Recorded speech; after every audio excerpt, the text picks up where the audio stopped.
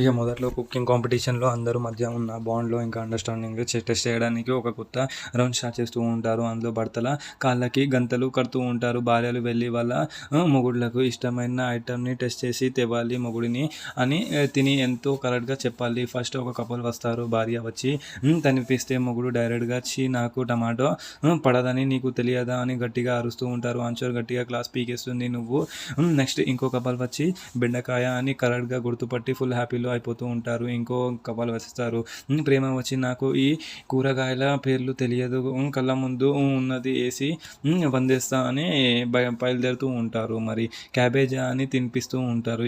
ఇంకమైన main ఎర్ర bus auto couple entry ఇస్తారు.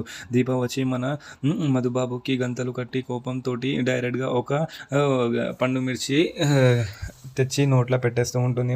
మధుబాబు అది గట్టిగా కొరికి మిర్చి వాటర్ వాటర్ అని గట్టిగా నోరు గట్టిగా కారిపోతుంది అని అరుస్తూ ఉంటాడు. నాకు మిర్చి ఇష్టం అని నీకు ఎవడు చెప్పాడు అని ఏడుస్తూ ఉంటే దీప అంటూ ఉంటుంది, కోపం మీద ఉన్నావు కదా అందుకే మిర్చి తెచ్చా అని గట్టిగా కౌంటర్ వేస్తూ ఉంటుంది. తాతయ్య వచ్చి ఇలా చిన్న చిన్న అలగ మొగుళ్ళు ఎందుకమ్మా అని కవర్ చేస్తూ ఉంటాడు. నెక్స్ట్ రౌండ్ గురించి చీఫ్ గెస్ట్ సూర్యనారాయణ గారు ఎంట్రీ ఇచ్చి చెప్తూ ఉంటారు.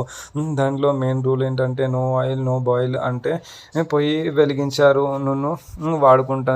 ఇది విన్న మధుబాబు ఇంకా వాళ్ళ టీం అందరూ షాక్ అయిపోతారు. కానీ మన ఆటో గ్యాంగ్ మాత్రం నేను ఉన్నా కాదా చూసుకుందాం పదా అని బిల్డప్ ఇస్తూ ఉంటారు. టైం లిమిట్ వచ్చేసి తోనే గేమ్ స్టార్ట్ చేస్తారు. మన నెక్స్ట్ ఎపిసోడ్ ఏం జరగబోతుందో అనేది చూద్దాం. Thank you.